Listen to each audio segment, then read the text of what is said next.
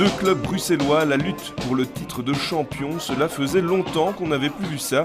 Le derby entre l'Union et Anderlecht est également une belle propagande pour le foot bruxellois. L'ambiance va être quand même très fraternelle malgré tout. On n'est pas dans des rencontres très tendues comme on a pu avoir avec nos amis flamands, même si on les aime beaucoup.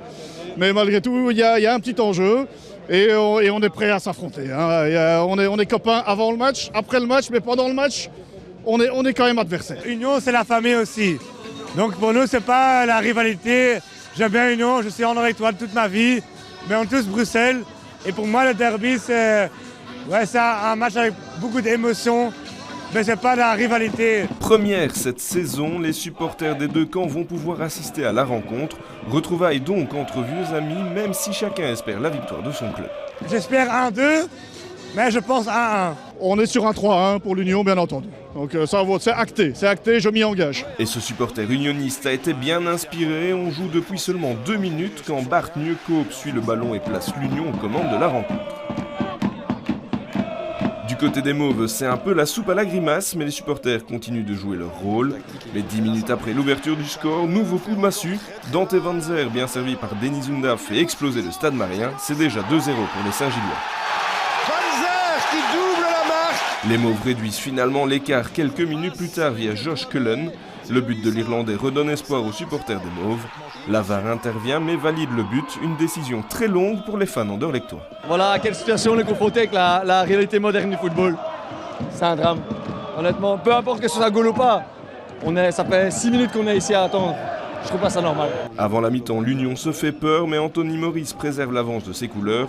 Le score ne change plus et l'Union mène 2-1 au repos. Dans un premier temps, une déception sur le début du match. Est-ce que c'est les joueurs qui ont peut-être pris du temps à rentrer dans le match? On n'en sait rien. Et ça cafouille derrière, on prend 2 goals très rapidement. Mais on a quand même réussi à reprendre un peu du poil de la bête pendant la mi-temps. On est revenu à 2-1, on a failli revenir à 2-2. Et on espère pouvoir quand même égaliser et peut-être prendre les 3 points en deuxième mi-temps. Portés par ces jeunes supporters, les joueurs de l'Union reprennent rapidement le large retour des vestiaires via Kaoru Mitoma. Quelle erreur défensive. Les occasions deviennent rares et l'Union gère son avance. Le match n'est pas encore terminé, mais du côté des supporters unionistes, on est plutôt serein. Bon, on ne sait jamais, un match ça dure 90 ou 95 ou plus. Donc je pense que le match on l'a en main et voilà, je pense qu'on mérite. Et je pense qu'on mérite ce championnat. Finalement, le score ne bougera plus. L'Union s'impose 3-1 et s'offre un 3e derby contre Anderlecht cette saison. On avait à cœur de faire une grosse prestation, de montrer à tout le monde aussi qu'on était prêt sur play-off. Si certaines personnes doutaient, on a montré qu'on était présent, qu'on allait répondre présent. Rien n'est fait, le chemin est encore long, mais en tout cas, on a montré qu'on était là. Même si au ballon ou dans le jeu, il y a toujours des opportunités parce qu'on s'est créé des occasions aujourd'hui. Surtout en première mi-temps, encore une fois, je dis après on peut analyser ça, mais c'est le match dans le match, on a perdu à tous les niveaux. Si l'Union a remporté le duel sur la pelouse, les deux copes ont quant à eux fait jeu égal et ont réussi à mettre une belle ambiance pour ce derby riche d'enseignements.